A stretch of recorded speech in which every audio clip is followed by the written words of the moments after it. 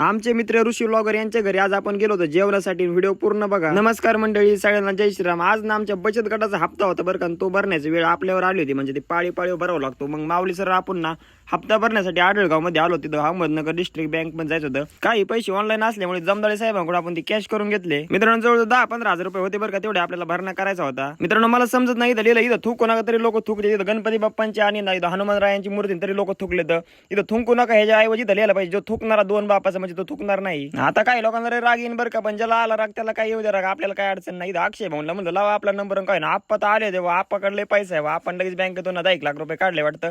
आपण पण आपले पैसे दिले, त्यांनी विश्वास नसल्यावर लगेच मोजून घेतले. म्हणलं घ्या मोजून, मी बरोबर दिले. तर शेवटी अक्षय भाऊनी मग स्माईल दिली. म्हणलं आता कुठेतरी गावातले असेल वाटायला लागले. तर आजोबांनी पण बोलतेच लाखभर रुपये आणले डिपॉझिट करायला. मग काय त्यांच्याकडे एवढा पैसा बघून आपली पण हातभर फाटली. मग काय टाकी फुल बत्त्याकुल करून टाकले तुमच्या भाऊनी. मोकार पैसा आहे गावतावानी, पोतं भरले. ते कुठं पडले काय पोतं तीच गावलं नाही मला. आता आपलं कांदा हार्वेस्टिंग पण चालू. म्हणलं बायांना पण मोकार खुश करा. मग स्लाइसची बाटली घेतली, माऊली सरांनी आम्ही ओलिवली हाणली. मग काय पटापटा स्लाइसची बाटली पेलो की लागलो भाऊ तुमचा काना उपटू लागाय कांदा, काय विषय ना त्यामध्ये. यंदा मला नाही वाटत बकऱ्यावर कांदा आपल्याला उपटून देणार. आपल्यालाच कांदे उपटायचे काय. मग संध्याकाळी लगेच तुमचा भाऊ निघाला काना आपल्या ऋषी भाऊकडे जायचं होतं. येता माऊली सरांना श्रीगोंद्यातून घेतलं. आपल्याला आहे ना सुरेगावला जायचं होतं बरं का. आणि सुरेगाव ती विसापूरच्या तिकडे म्हणजे श्रीगोंद्या तालुक्यातच आहे. आपण तर काय कधी गेलो नाही, पहिल्यांदाच चाललोय बरं का आपल्या ऋषी भाऊला भेटायला. तुम्ही पण ना ऋषी भाऊला ना जास्तीत जास्त सपोर्ट करा, फॉलो करून टाका ना. 10,000 रुपये ना 10,000 फॉलो करून टाका ना. तर ऋषी भाऊंच्या घरी जायचं पहिल्यांदाच चालले उलझेक. म्हणलं त्याला ना बटर बिटर घ्यावा. मग बटर बिटर घेतले डायरेक्ट त्याच्या घरी येऊन पोहोचलो. इथं ऋषी भाऊंचे मित्र परिवार पण आला होता बरं का. त्यांचा पण म्हणलं व्हिडिओ काढून घ्या. ऋषी भाऊ निवांत बसले. कसं काय आरला का म्हणलं हसऱ्याची रे कोई मतलबी ना. त्यानंतर ऋषी भाऊ म्हणले चला तुम्हाला आमच्या वावरामध्ये फिरतो. मग काय त्याच्या